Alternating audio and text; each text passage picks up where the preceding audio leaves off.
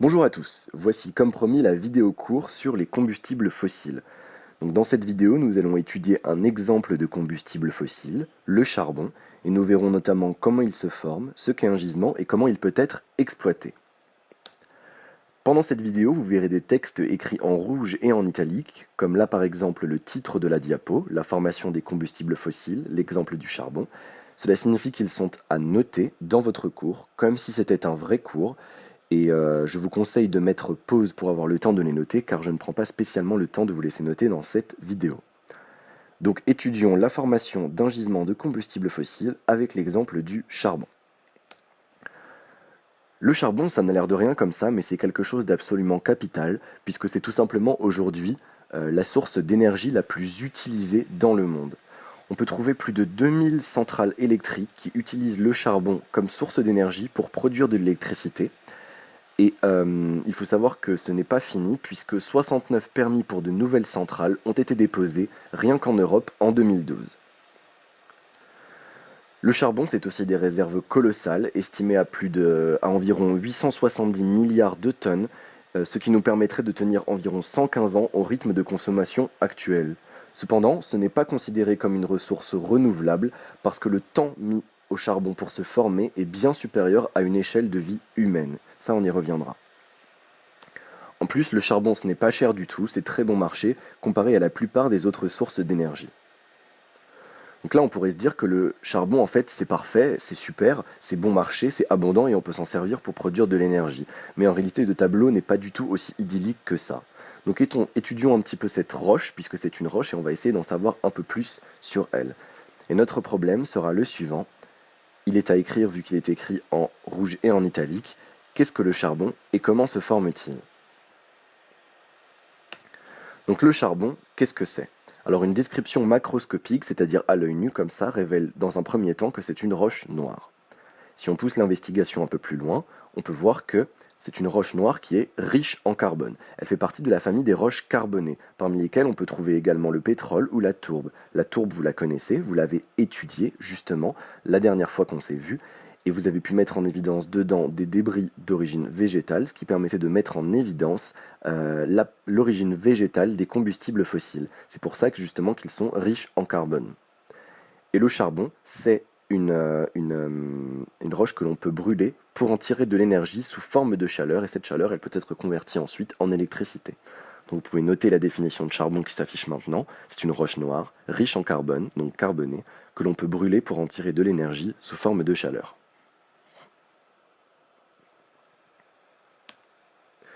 Donc on vient de le dire, le charbon, comme tous les autres combustibles fossiles, il est d'origine végétale. Et les végétaux, ce sont des molécules organiques. Et ces molécules organiques sont composées d'atomes, et principalement de 4 atomes, CHON, carbone, hydrogène, oxygène, azote. Ça, on l'a vu dans le thème 1, la matière organique est composée principalement de ces 4 atomes. On verra pourquoi c'est important par la suite.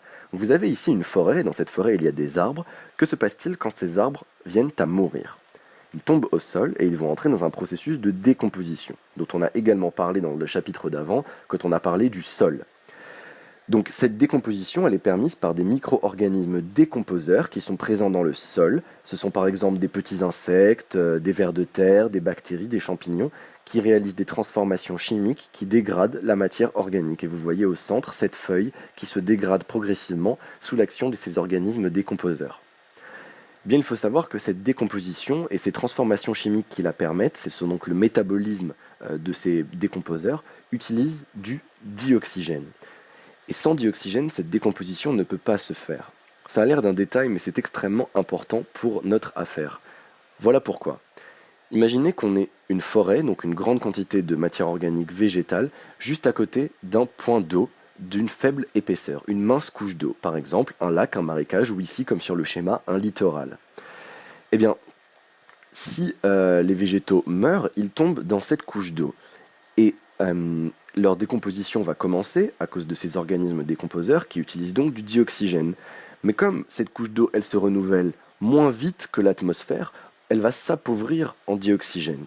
Et au bout d'un moment, il n'y aura plus de dioxygène dans cette couche d'eau. Et que va-t-il se passer à ce moment-là? La décomposition ne pourra plus se faire et elle va donc s'arrêter.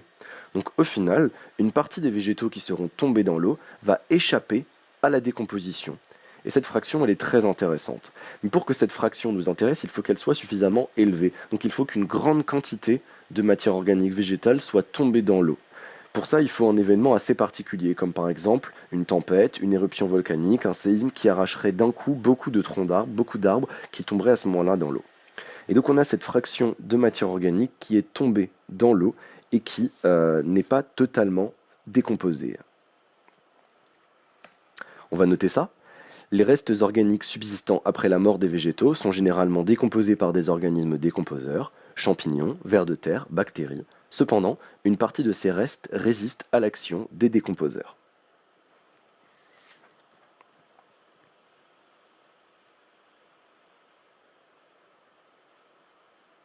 Bon, que se passe-t-il ensuite?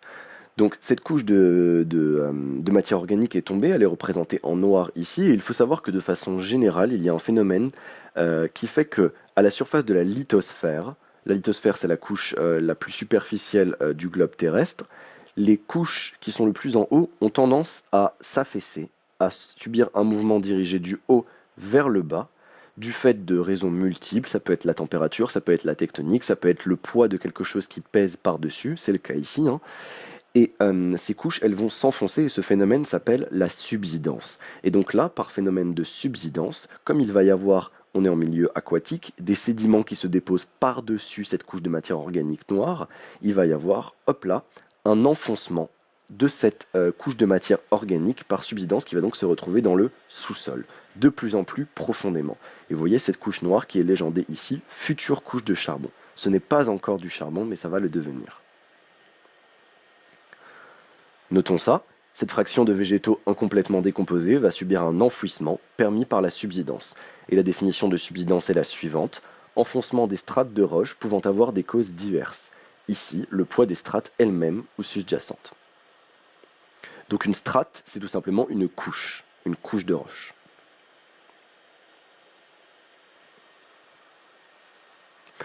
Que se passe-t-il ensuite? On retrouve donc notre couche noire qui a été enfoncée. Eh bien, en s'enfonçant dans les profondeurs, il y a une augmentation de température et de pression. Donc pendant la subsidence, la température et la pression augmentent.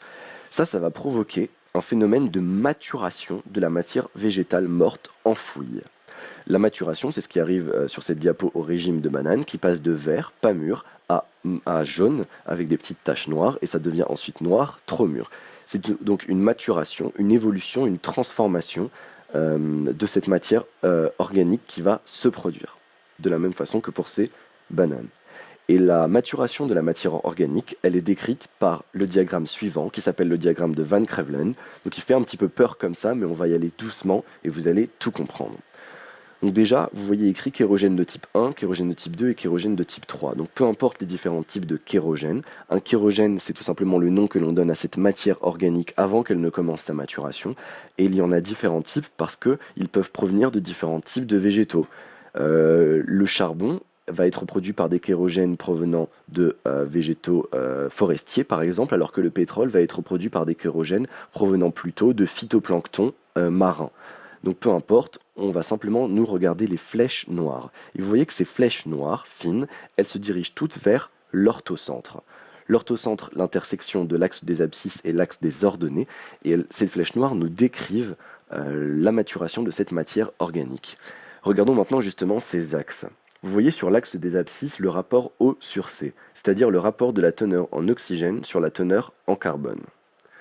Eh bien, en fait, ce rapport, quand vous suivez les flèches, vous voyez qu'il diminue.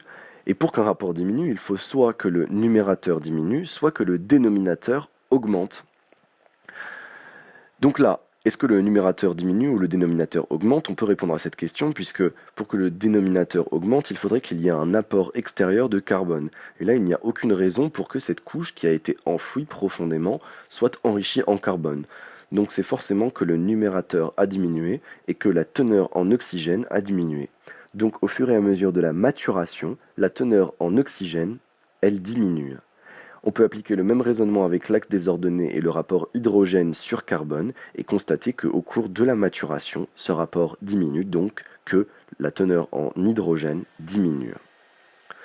Donc les grandes lignes de ce tableau, de ce diagramme, ce qui est à retenir, c'est qu'il y a une diminution au cours de la maturation des teneurs en hydrogène, en oxygène et également en azote, même si ce n'est pas montré par ce diagramme.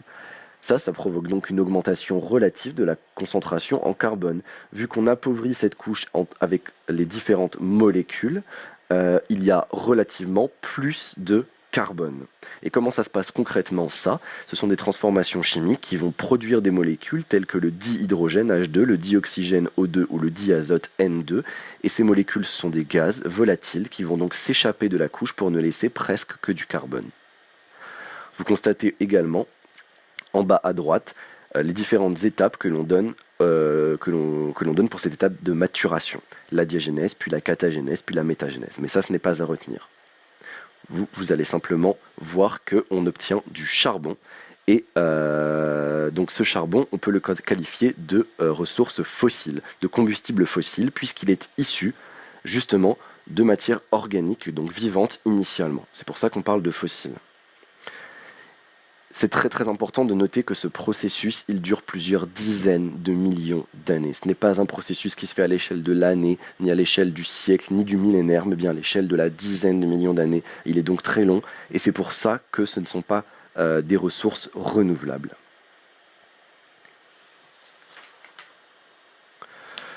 On va noter ça. Au cours de l'enfouissement, les végétaux morts subissent une maturation due à l'augmentation de pression et de température, provoquant une concentration en carbone et la transformation progressive en combustible fossile, ici charbon. Donc on peut définir les combustibles fossiles comme un ensemble de matériaux d'origine végétale et pouvant être brûlés afin d'en tirer de l'énergie. Charbon, gaz, pétrole, tourbe et lignite en sont des exemples. Cette maturation est un processus très long qui peut durer plusieurs dizaines de millions d'années. Donc là, on obtient du charbon, mais pas nécessairement un gisement. En effet, s'il y a assez peu de matière organique qui est tombée dans l'eau et qui a résisté à la décomposition, in fine, on obtiendra assez peu de charbon. Il faut que la quantité de charbon soit suffisante, au final, pour qu'on puisse parler de gisement. Mais il n'y a pas une quantité donnée à partir de laquelle on peut dire qu'on a affaire à un gisement. Parce que pour qu'on puisse parler de gisement, il faut que l'exploitation de ce charbon soit rentable, c'est-à-dire qu'il soit présent en suffisamment grande quantité pour dégager un bénéfice suffisant avec la vente de ce charbon. Vous comprenez donc que ça dépend du prix de vente de charbon, et quand dans un lieu donné, si le charbon se vend trop peu cher, il est possible qu'un endroit qui était un gisement avant ne soit plus considéré comme un gisement.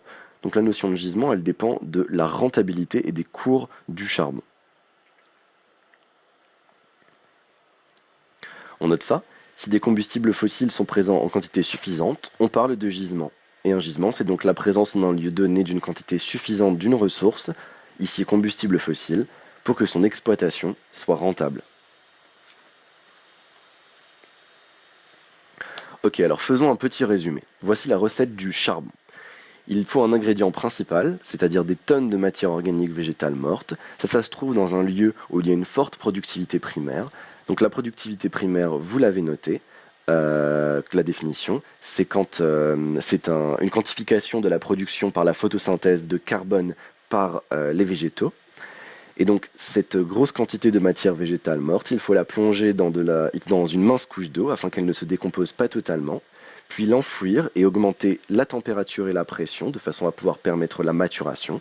Il faut laisser maturer quelques dizaines de millions d'années, et là c'est prêt, vous pouvez exploiter le gisement et extraire le charbon.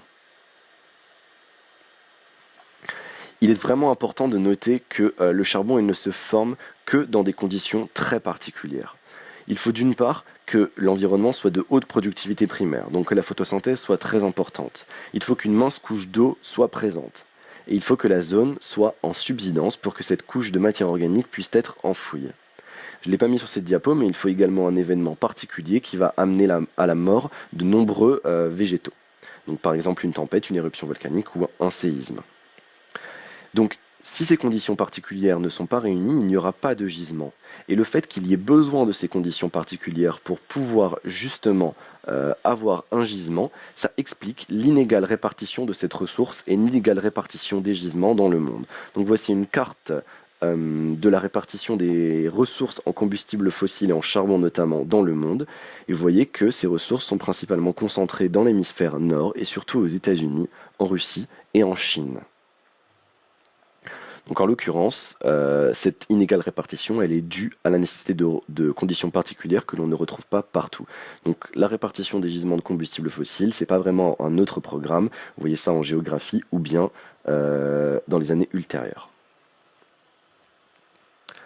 On va noter simplement que la conservation de la matière végétale morte et la formation d'un gisement requièrent des conditions très particulières, et ce n'est donc que dans des environnements où la productivité primaire est forte que ce processus peut se réaliser et qu'un gisement peut se former.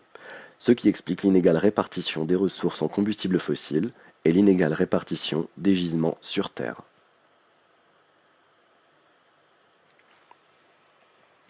Alors, vous vous souvenez quand je vous avais dit que manger une barre de céréales, ça revenait en réalité à manger de l'énergie solaire du passé? Et bien là, on peut appliquer le même raisonnement avec le charbon. Voilà comment. Le soleil produit un rayonnement, et ces rayons lumineux sont chargés d'énergie lumineuse. Cette énergie, elle peut être captée et utilisée par les végétaux lors de la photosynthèse pour produire de la matière organique. Et donc là, l'énergie sera contenue dans les molécules végétales sous forme d'énergie chimique. Et ça leur permet d'assurer leur croissance. Bon, eh bien, on vient de voir dans cette vidéo comment ces végétaux pouvaient se transformer en charbon, dans lequel l'énergie sera tout de suite contenue également sous forme chimique. Et ce charbon, il peut être brûlé pour donner de la chaleur, donc de l'énergie thermique, qui peut être utilisée telle qu'elle, soit pour chauffer de l'eau, soit pour alimenter une machine à vapeur, par exemple. Et elle peut être transformée en énergie électrique dans des centrales thermiques. Donc voilà comment on peut faire le lien entre le soleil et l'énergie électrique en passant par les végétaux, le charbon et la chaleur. On copie ça. L'énergie contenue dans le charbon, c'est de l'énergie solaire. Brûler des combustibles fossiles pour en extraire de l'énergie, c'est en fait brûler de l'énergie solaire du passé, captée par des végétaux lors de la photosynthèse.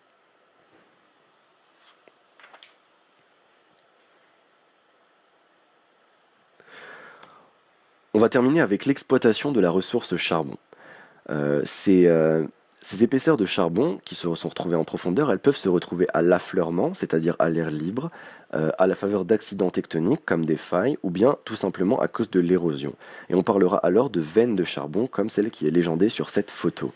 Parfois, ces veines de charbon, elles peuvent être épaisses de plusieurs mètres, et on peut alors faire des mines de charbon. Comment exploite-t-on le charbon? Il y a deux solutions. Soit on fait des mines à ciel ouvert, et cela nécessite de décapiter des collines et d'envoyer des bulldozers pour récupérer le charbon. Autant dire que ça défigure totalement le paysage sur des kilomètres carrés. Soit on fait des mines souterraines, donc des galeries, des tunnels creusés dans le charbon et dans lesquels on envoie des mineurs pour récupérer le charbon. Le problème, c'est que ça peut provoquer de très graves accidents si jamais il y a des effondrements ou bien un coup de grisou quand dans l'air chargé en gaz, il y a une étincelle et que cela fait une explosion. C'est ce qui est arrivé en 1906 à Courrières, dans le nord de la France, où 1099 mineurs ont trouvé la mort à cause d'un incident comme celui-ci. Ça paraît vieux, 1906, mais il faut savoir que plus de 1000 mineurs, c'est le prix en vie humaine que paye la Chine chaque année à cause des mines de charbon et donc des morts dans ces mines de charbon. Donc l'exploitation du charbon est dangereuse et elle défigure souvent le paysage. Par ailleurs, l'utilisation du charbon dans les centrales thermiques aux États-Unis pendant l'année 2012 a provoqué le déversement de 36 000 litres d'arsenic, de 30 000 litres de plomb et de 1300 litres de mercure dans les cours d'eau du pays. Donc c'est extrêmement polluant, ce sont des poisons qui perturbent beaucoup les écosystèmes aquatiques. Le charbon, c'est quelque chose d'extrêmement polluant. C'est tout simplement en réalité la source d'énergie la plus polluante qui existe aujourd'hui. C'était responsable de 44% des émissions de CO2 atmosphériques pour l'année 2012. Et pourtant, nous l'utilisons de plus en plus et sa consommation n'a jamais été aussi forte qu'aujourd'hui. Donc là, le tableau semble tout noir maintenant, mais pourquoi fait-on ça? Eh bien, c'est aussi parce que c'est une ressource qui est disponible et qui est abondante et qui est pas chère. Parce qu'en même temps, quelles seraient les alternatives qu'on pourrait utiliser? Est-ce que ce serait le nucléaire? Est-ce que ce serait les énergies renouvelables? On en parlera un peu dans des futurs cours, mais il faut vraiment savoir ce que l'on veut parce que est-ce qu'on pourrait réellement assurer notre approvisionnement énergétique et obtenir toute l'électricité que l'on consomme aujourd'hui avec une énergie alternative à celle du charbon. Donc dans le cadre de la transition énergétique, certaines formes d'énergie ont été abandonnées. L'Allemagne, par exemple, abandonne progressivement le nucléaire, mais c'est pour se tourner vers l'utilisation du charbon. Donc encore une fois, moi je ne vous dis pas ce que vous devez penser, je vous donne des faits, et c'est à vous de penser par vous-même et de vous forger votre propre opinion sur la question. Avec les informations que vous avez vues dans cette vidéo, vous êtes désormais mieux armé pour pouvoir réfléchir à ces questions par vous-même. Pour l'exploitation du charbon, notez simplement la phrase qui s'affiche en bas. L'exploitation de la ressource charbon a des conséquences environnementales et économiques. Donc le charbon, c'est un problème compliqué auquel il n'y a a priori pas de solution simple et on continue d'y réfléchir. Voilà, c'est la fin de cette vidéo. Merci pour votre attention. Si vous avez des questions, des remarques ou s'il y a quelque chose qui n'a pas été bien compris, surtout notez-le et on en parle samedi. Samedi en cours, on utilisera les notions que vous avez apprises dans cette vidéo pour faire des exercices d'application. Donc n'oubliez pas d'amener votre livre pour ça. Et donc je vous dis à samedi et très bonne journée. Au revoir.